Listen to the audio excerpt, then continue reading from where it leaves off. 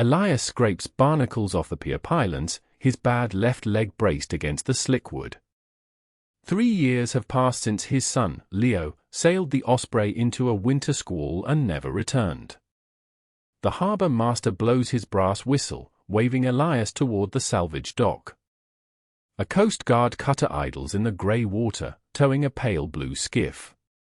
Elias drops his scraper. The paint is peeled, the hull scarred by reefs, but the rusted registration numbers match. It is the Osprey. Elias limps down the wooden planks, his boots splashing through shallow puddles. The Coast Guard captain tosses a thick mooring line to the dock. Elias catches it, his salt-cracked hands gripping the stiff rope. He pulls the skiff against the rubber tires of the pier. He steps over the gunwale, his boots hitting the fiberglass deck. Water sloshes in the bilge. He looks at the outboard motor. Exhaust fumes rise into the cold air. The engine is still warm. Elias stands on the deck of his son's return skiff, staring at the warm outboard motor. 3 years after Leo vanished at sea, the Osprey sits in the harbor with a running engine. Elias favors his bad left leg as he moves into the cramped cabin. The air smells of diesel and stale tobacco. Leo's carved wooden pipe rests on the metal dashboard. Elias picks it up with his salt-cracked hands. The bowl is packed with fresh tobacco. Beside it lies a laminated nautical chart. A thick red line cuts across the topography, charting a direct course from the harbor to the jagged rocks of the Black Shoals. Elias runs his thumb over the marker. The ink stains his skin. He turns the steering wheel. The throttle lever is pushed all the way forward, jammed into place with a rusted screwdriver. The boat was rigged to return on its own. Elias spots a heavy canvas top lumped in the corner of the cabin. Dark liquid pools beneath its edges. He wraps his fingers around the thick canvas and pulls it back. Elias kneels on the floor of the Osprey, the boat his son lost 3 years ago. Beneath the heavy canvas top lies a man in a yellow rain slicker, bleeding from a deep wound in his side. It is not Leo. It is Marcus, the local pawnbroker. Marcus coughs, spitting red onto the fiberglass deck. He shoves a crumpled marine radio microphone into Elias's chest. Static hisses from the dashboard speaker. A voice cuts through the noise, calling for the Osprey. It is Leo. The transmission originates from the Black Shoals, the exact endpoint of the red line on the map. Marcus grips Elias's wrist, his fingernails digging into Elias's salt-cracked hands. The pawnbroker shakes his head and mouths a single word. Elias looks at the bleeding man, then stands, his bad left leg trembling. A storm gathers over the breakwater outside the cabin window. Elias rips the rusted screwdriver out of the throttle.